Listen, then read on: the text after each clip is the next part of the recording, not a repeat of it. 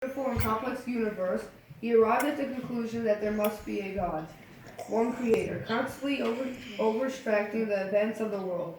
This belief was a stark contrast between the views of his father and the people of that generation, all of whom idol worshippers.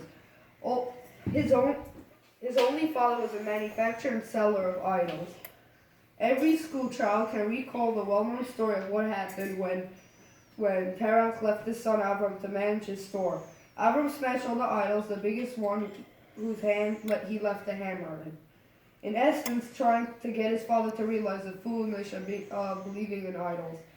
Abram's own father turned him over to Nimrod. After debating with Nimrod and refusing to bow to idols and any other creation, Nimrod gave him the ultimately bow to throw him into a fiery furnace. Abram's belief in Hashem was strong and he refused to ready to sacrifice himself for the sake of Hashem. He then thrown into the fire and miraculously saved. The Gemara tells us that while we interact Avodah Zarah only consists of 5 chapters, Abram had complied 400 chapters when he preached to the people that was due to rampant state of idolatry that existed in this time. He was sole teacher amongst this people and went about his mission with full force, spreading the truth there was one God devoted to his physical character. Who was, he is, and always will be.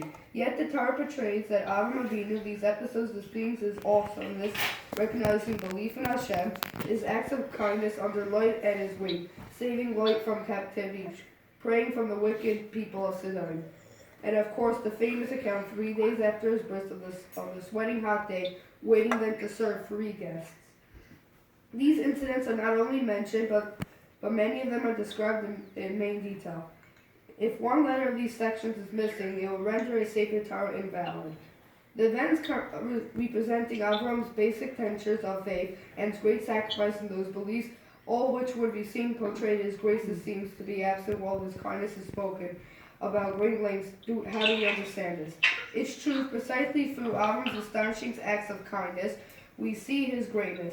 Of these chapters describing his chesed, that represents full ground of his knowledge of Hashem, as complete emunah in him. Man cannot truly pass in Hashem. Our knowledge of him can only be depth of understanding his ways.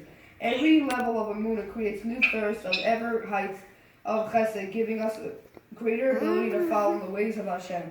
Just as there is no end to our growth in faith and recognizing Hashem's kindness, so too is there no end in kindness that we can perform. As we know, as Avram in the parasha, he made his job to go around to everyone and teach Hashem. So too was Zaydi when he went out for 40 years to teach. Beautiful.